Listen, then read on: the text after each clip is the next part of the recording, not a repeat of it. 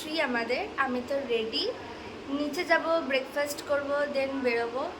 ফার্স্টে আমরা একটা গাইড নিয়েছি, মনে হয় ফার্স্টে নিধিবন থেকে স্টার্ট করা হবে। আজকেই আমরা বৃন্দাবনের সব মন্দির দেখব, নিধিবন, তারপর প্রেম মন্দির, আরও অনেক মন্দির আছে, সব দেখব আর তোমাদেরকেও দেখাবো। সো তোমরা দেখতে থাকো।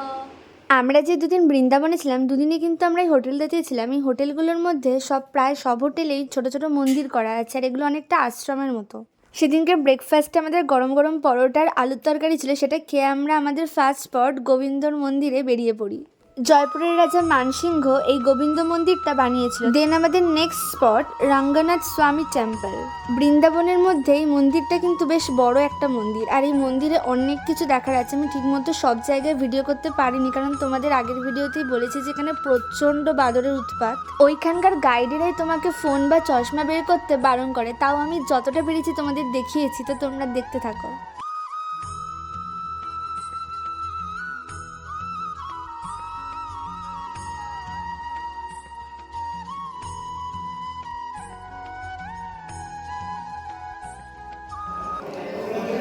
চুরাশিটা এরকম আর কি থাম্বা আছে, আর পুরো থাম্বাটাই একটা পাথরেরই তৈরি।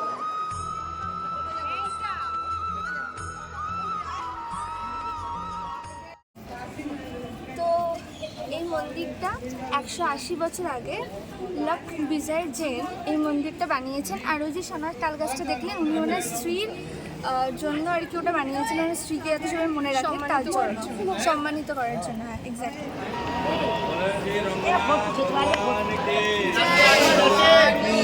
তোমরা নিশ্চয়ই দেখতেই পেলে এই বড় মন্দিরটার ভেতরেই কিন্তু এরকম ছোট ছোট অনেক মন্দির আছে। কোনোটাতে বালাজি আছে, কোনোটাতে রঙ্গনাথ ঠাকুর আছে। এদিকে আমি ভিডিও করছিলাম আর তার সাথে সাথে অ্যালার্টও ছিলাম যাতে বাদরগুলো এসে আমার ফোনটাকে না ছিনিয়ে নিয়ে যেতে পারে। আর মাকে দায়িত্ব দিয়েছিলাম, মা চারিদিকে দেখছিল যে যাতে কোনো দিক থেকে বাদর না অ্যাটাক করতে পারে। ব্যাড নিউজ আছে, আমাদের হোটেলে চলে আসতে হলো, তার কারণ নিধিবনটা 12টার সময়তেই বন্ধ হয়ে যায়। আমরা নিধিবন আর যমুনার ঘাটটা আর কি দেখতাম, কিন্তু যেহেতুটা বন্ধ হয়ে যায় কিছু তো করার নেই, তাই সেটা আমরা বিকেলবেলা 4টের পর যেতে পারবো, আর কাল সকালবেলা আমাদের যেতে হবে। তো 4টের সময় আমরা প্রেম মন্দিরটাই আজকে বিকেলবেলা যাব, কারণ আমরা ওই বিকেলবেলা থেকে সন্ধ্যাবেলা যে লাইটিংটা হয় সেটা পুরোটা দেখব। তাই জন্য আজকে আর নিধিবন যাব না, কাল সকালবেলা নিধিবনটা যাব। তো আজকে প্রেম মন্দিরটাই দেখে আমরা শেষ করবো আজকের ডেটা। তো দেখা যাক কি হয়। তো লাঞ্চের পর আমরা চলে এসেছি প্রেম মন্দিরে। প্রেম মন্দির কিন্তু খোলে 4:30, আর 4:30টার সময় খুললেও দেখতে দেখতে অনেক কিছু ভেতরে আছে। দেখতে দেখতে সেই সন্ধে হয়েই যাবে। ভেতরে কিন্তু অনেক কিছু দেখার আছে।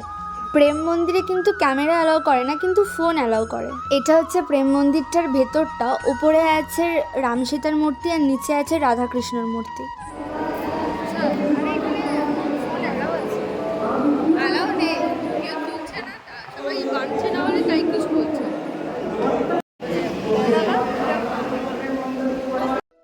প্রেম মন্দিরের এই চাতালটা কিন্তু অনেকটা বড়। তোমরা যতক্ষণ খুশি এখানে বসে থাকতে পারো, কোনো বাধ্যবাধকতা নেই। আর বসে থাকতে থাকতে কখন যে টাইম চলে যাচ্ছে তোমরা নিজেরাই ধরতে পারবে না।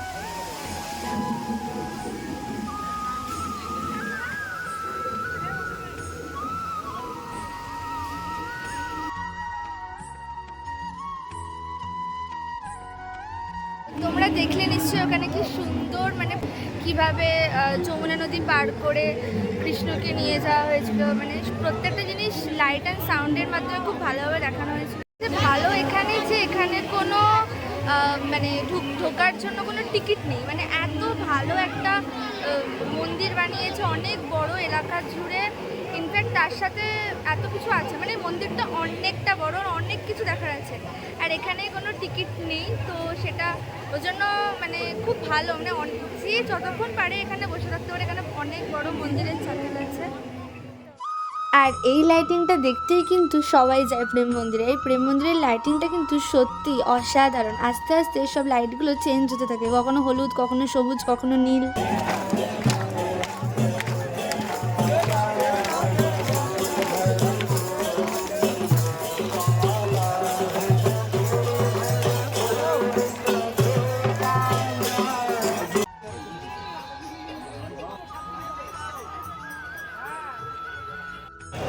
তো দেখতেই পেলে এখানে কেনাকাটি চলছে। এবার আমরা হোটেল যাব, দেন গিয়ে চা স্ন্যাক্স খাবো, দেন কালকে আবার ডে 4 স্টার্ট হবে। সেখানে নিধিবন যা যা ঘুরবো তোমাদের কালকে দেখাবো।